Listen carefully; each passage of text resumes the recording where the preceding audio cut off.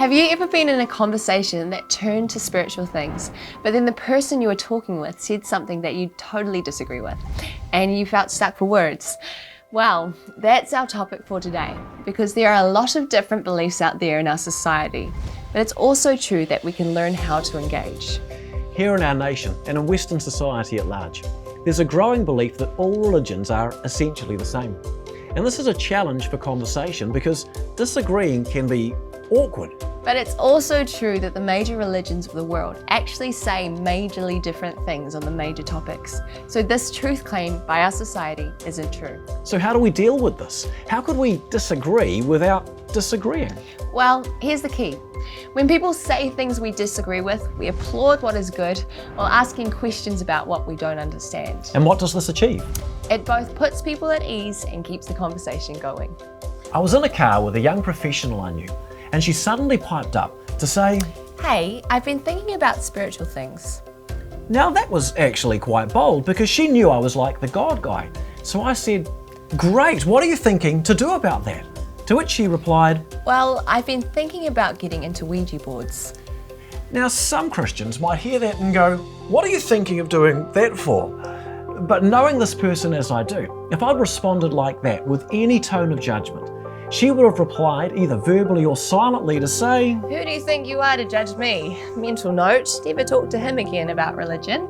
and this one-off opportunity where she initiated a sincere spiritual conversation would have been gone. So I responded to say, "Great, I love that you see yourself as a spiritual person. Me too.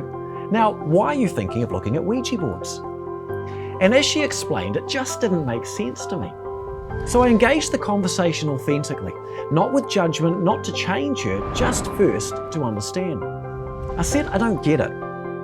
To me, Christianity's like this big smorgasbord. It's got entrees, mains, desserts, Coca-Cola, coffee, cheesecake. It answers all the big questions. If we look at Islam, I don't think it's as big a smorgasbord, but it still answers many of the major questions of life. While Ouija boards are kind of like this small game of Monopoly on the side of the table.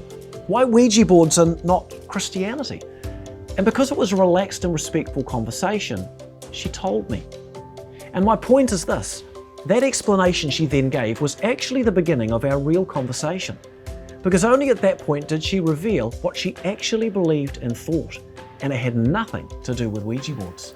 You see, getting to the heart of a matter is sometimes like peeling the layers of the onion.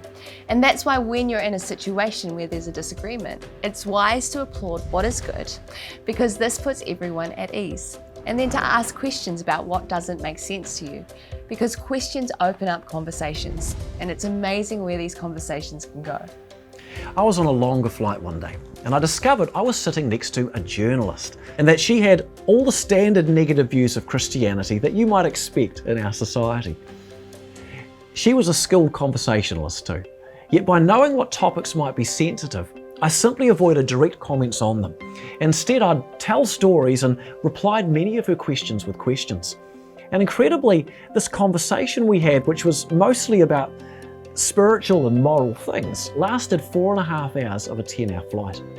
And I was so encouraged at its conclusion because she kind of then admitted that many of her assumptions about Christians being judgmental and narrow-minded and unscientific and so on had been somewhat challenged. And why was that encouraging? Well, it's because this was a really difficult conversation with a mature journalist. And a decade prior, I don't think I'd have had a clue how to engage with her, because no one had taught me how to ask questions, or the wisdom of sometimes avoiding the quotable quote to keep a conversation going. So you might have said nothing to avoid awkwardness. Yep, or I might have foolishly answered her questions directly, in which case she'd have incorrectly thought exactly as I thought, narrow-minded Christians. And with that judgment, the conversation would have been over. So, the tip for the day is this: when there is a clear difference between you and someone else, applaud what is good. While asking questions about what you don't understand. Because this approach can open conversations up that might otherwise quickly end. How about trying it out?